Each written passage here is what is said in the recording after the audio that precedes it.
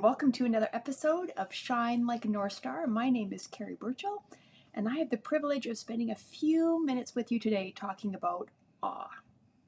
Thought this was just timely in everyone's fast-paced world that we live in to kind of slow down and say, let's learn a little bit more about what this funky word awe means. Whew, right?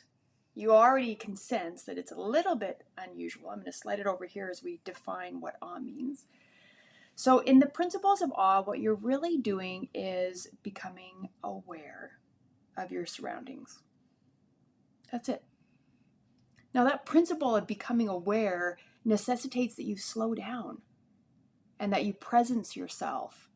So this awe strategy is really about being mindful and connected to what's around you by first just being aware. So the other day I was hiking. It was a little chilly out. I was with somebody else. We were walking fast. A couple of friends were behind us, and we all of a sudden heard tick, tick, tick, tick, tick, tick. And it was the very peaceful noise of rain smacking down on the leaves. Of course, we told the people behind us, like, stop, we're in awe, listen. And they stopped, and then, of course, awe was over. But in that moment, we were aware. We were present on that hike. Another example of somebody being aware today was totally cute. My dog was snoring. Fighting some rabbit, chasing a squirrel, whatever was happening in her dream. And the person on my coaching call actually heard the dog snoring. I mean, talk about being aware, right? Maybe good microphone too. I don't know which.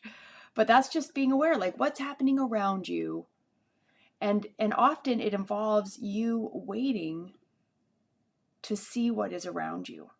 So that's the presence, to really be aware of your surroundings and wait for something to strike you that puts you in awe.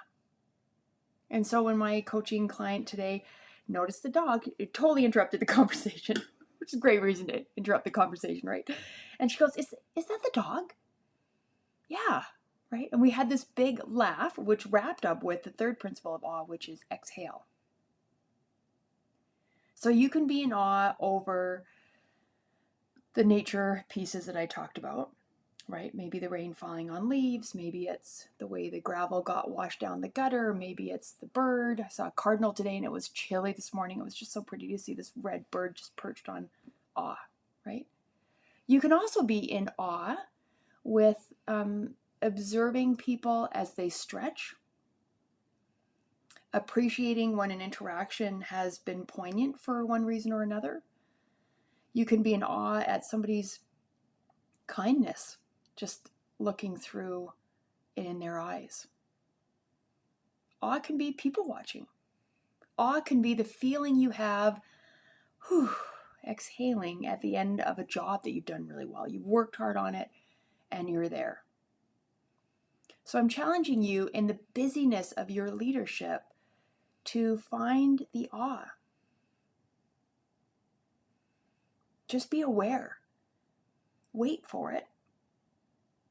And exhale when you see it. And it's just this private moment that you have with yourself. And what that does is it takes this super fast world that we live in, the spin that we're all caught up in, and it just pauses. Let me just enjoy this 2-second, 2-minute, however long your awe lasts. This chance for you to kind of go,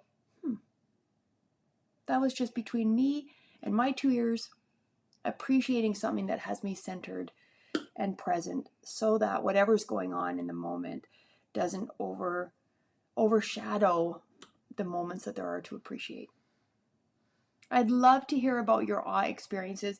You can find me at carrieburchell.com, and I really encourage you to shine like a North Star, which is going to involve you being present and enjoying some awe.